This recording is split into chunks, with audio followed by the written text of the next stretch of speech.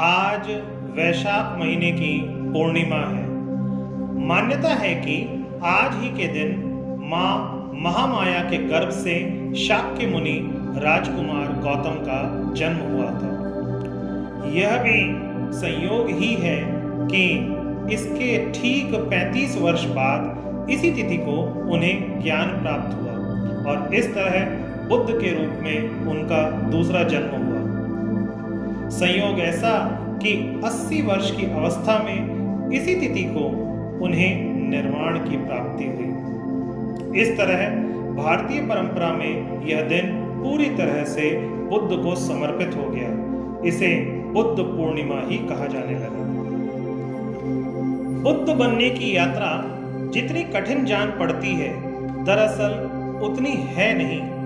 बस बाहर से ध्यान हटाकर भीतर की ओर मोड़ना भर है, क्रांति स्वतः घटित होगी। यह यात्रा बहिर्मुखी ना होकर अंतर्मुखी है। घर खुद में ना पाया तो खुदा कहां मिलने वाला। ऐसा क्या था जिसने एक राजकुमार को राजसी विलासिता, त्याग, मुनित्व के पथ पर चलने की प्रेरणा दी? सत्य तो यह है कि यह खोज सिर्फ उनकी नहीं वरन हम सबकी है।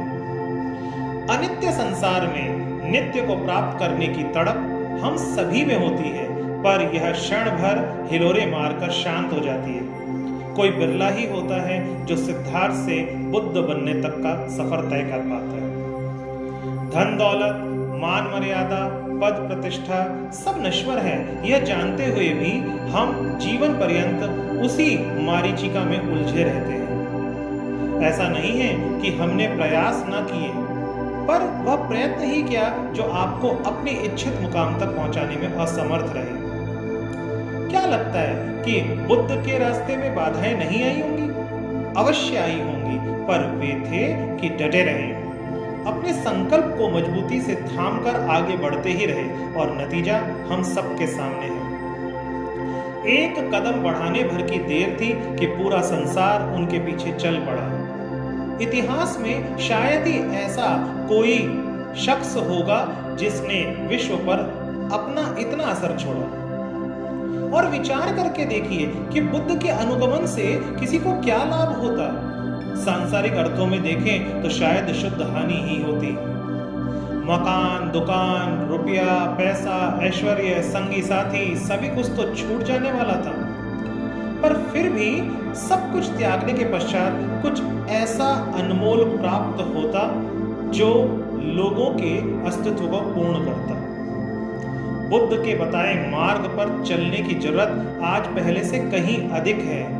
आज चूक गए तो बहुत देरी हो जाएगी। एक और बुद्ध के आने के इंतजार का जोखिम हम नहीं उठा सकेंगे। यूं तो महात्मा बुद्ध ने कई विचार प्रस्तुत करे, परंतु आइए आज हम उनके 4 विचारों को जानने का प्रयास करें, जिससे जीवन में हारे हुए योद्धा को नया हौसला मिलता है। आप जीवन के किसी भी कठिन दौर से क्यों ना गुजर रहे हो, लेकिन आपको संभालने के लिए उम्मीद की एक किरण ही काफी है। गौतम बुद्ध ने अपना पूरा जीवन लोगों को ज्ञान का मार्ग दिखाने में बिताया। बुद्ध के अनुसार जीवन में हर कोई ना कोई लड़ाई लड़ रहा है। ऐसे में एक योद्धा को निडर होकर अपने कर्मों पर ध्यान देना चाहिए। वहीं कभी कभी जीवन में ऐसा मोड़ भी आता है जब योद्धा सारी उम्मीद खोकर लड़ाई से भाग जाना चाहता है। ऐसे में बुद्ध अपने कर्मों को पूरा करने या किसी लड़ाई को जीतने के लिए कुछ बातें याद रखने को कहते हैं। आपकी कल्पना ही आपकी सीमा है। बुद्ध कहते हैं आपको जब तक कोई नहीं रोक सकता जब तक कि आप अपनी सीमा निर्धारित न कर लें। ऐसे में आपको अपनी कल्पनाओं में हमेशा कुछ बड़ा सोचना है, जिससे कि आप में कुछ अच्छा करने और आगे बढ़ने की ललक बनी रहे। छोटी छोटी चीजें आपके अच्छे दिन लाती हैं। बुद्ध किसी भी क्रिया या कर्म को छोटा नहीं मानते। वे कहते हैं कि जो काम आपको छोटा लग रहा है वह एक दिन आपको दुनिया भर में पहचान दिलाएगा। ऐसे में छोटे छोटे प्रयासों को बिल्कुल बंद ना करें। हमेशा जीवन की छोटी छोटी चीजों को पूरा करते हुए बड़े अर्थ साधें। बीते हुए कल को आज पर हावी ना होने दें। आपको बीते हुए कल को आज पर हावी नहीं होने देना है। बुद्ध के अनुसार बीते कल से आप आगे बढ़ने की प्रेरणा ले सकते हैं, लेकिन बीता हुआ कल कभी भी पछताने, दुख मनाने के लिए नहीं होता। ऐसा करने से आपको दुख ही दुख मिलेगा और आप अपने कर्मों से भटक जाएंगे। संघर्ष में अपनी ताकत तलाशें। आप जीवन में संघर्षों को परेशानियां नहीं बल्कि अपनी ताकत तलाशने के मौकों के रूप में देखें।